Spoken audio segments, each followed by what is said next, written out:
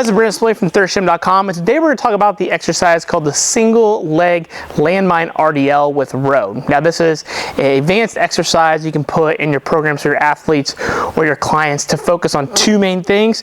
First is going to be hip stability and lower body strength, so we're going to be in a single leg stance, getting some good quality glute and hamstring strength. However, we're also going to get some free upper back work as well, because we're going to implement a row out of that exercise. So again, I would make sure your athletes can hinge well, especially from a single leg perspective with no assistance. You are going to get some assistance from the landmine being in the apparatus. That's going to provide some stability, but again, please make sure you understand that obviously we want to make sure they're good and balanced, so they don't give this to an 8-year-old, give this to an athlete that's earned the right to do this exercise. But then as a row implies, we're going to get some upper back work as well as we do that. So now what we're going to do is we're going to grab the end of the barbell. You can put the weight at the end as needed. Use some kind of attachment to hold on to it. If grip happens to be an issue with the 2-inch sleeves, totally get that. For today's demo's purpose, I'm skipping that aspect of it.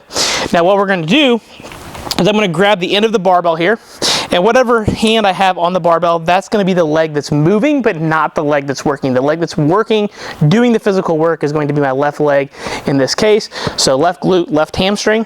What we're going to do from this position is I'm going to start in like a kickstand stance to make sure I've got my left foot planted well, chest tall. And then I'm going to take this foot and I'm going to reach back with it as I go to do my RDL.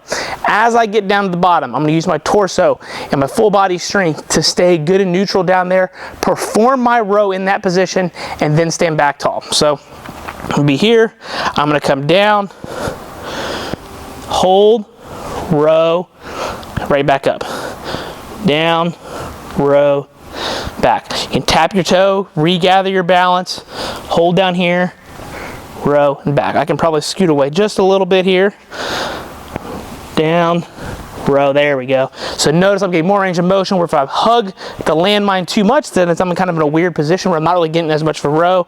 So make sure you kind of feel that out a little bit. Help your athletes figure out where they need to be. Reach back, row, thing. The hard part for your athlete is going to be this position, keeping everything good and neutral, not getting rounded, not trying to like start a lawnmower.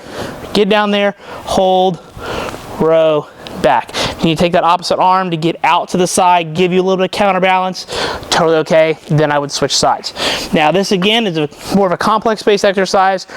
Usually I'm performing this for 6 to 8 reps per side with most of my clients. I understand that grip is a factor. There's a lot going on. We're getting a lot from the exercise. So think of this as an exercise. You've got an athlete, maybe only once or twice a week. You're trying to check as many boxes as you can for that athlete. This is a good one for you because you can get some good posterior chain loading. You can get some back work. You're obviously getting unilateral from both the lower body and the upper body, and you're getting that abdominal and trunk integration into all of that as well. So a phenomenal exercise as long as you can figure out where it works best for your athlete or your client.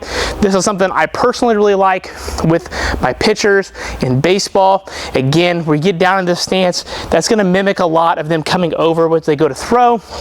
I know it's not the exact same motion, but we're going to get in that good lengthened position on the leg. We're also still going to get some upper back work as well from that position, that we can teach them to keep their torso good and strong throughout the movement. Then obviously you perform both sides. So generally speaking, probably 2 to 3 sets, 6 to 8 reps per side.